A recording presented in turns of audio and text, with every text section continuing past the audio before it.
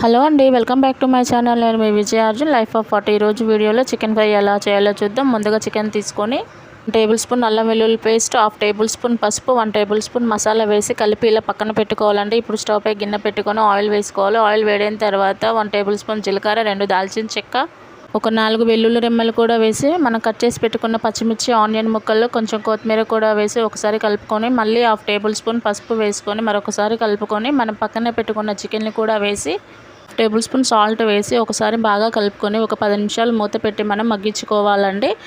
ఒక 10 నిమిషాల తర్వాత మూత తీసి చూసారు కదా చికెన్ ఎంత చక్కగా ఉడికిపోయిందో. సో ఇప్పుడు దాంట్లోకి రుచికి సరిపడినంత కారం, 2 table spoon, 1 table spoon salt వేసి మరొకసారి బాగా కలుపుకొని ఒక 10 నిమిషాలు మూత పెట్టి ఉడకనివ్వాలండి. సో ఫైనల్గా మూత తీసి చూసారు కదా చికెన్ ఎంత చక్కగా ఉడికిపోయిందో. సో ఇప్పుడు ఫైనల్గా కొంచెం కొత్తిమీరను, ధనియాల పౌడర్ వేసుకొని మరొకసారి కలుపుకోవాలండి. సో ఇంతేనండి, ఎంతో టేస్టీగా ఉండే చికెన్ ఫ్రై అయితే రెడీ అయిపోయింది. ఈ రెసిపీ మీకు నచ్చినట్లయితే మీరు కూడా తప్పకుండా ట్రై చేయండి. ఎలా ఉందో కామెంట్ బాక్స్లో కామెంట్ చేయండి. ఈ వీడియో నచ్చినట్లయితే లైక్ చేయండి, షేర్ చేయండి, సబ్స్క్రైబ్ చేసుకోండి, పక్కనే ఉన్న గంట సింబల్ని క్లిక్ చేయండి. Okay friends, bye. మళ్ళీ నెక్స్ట్ వీడియోలో కలుద్దాం.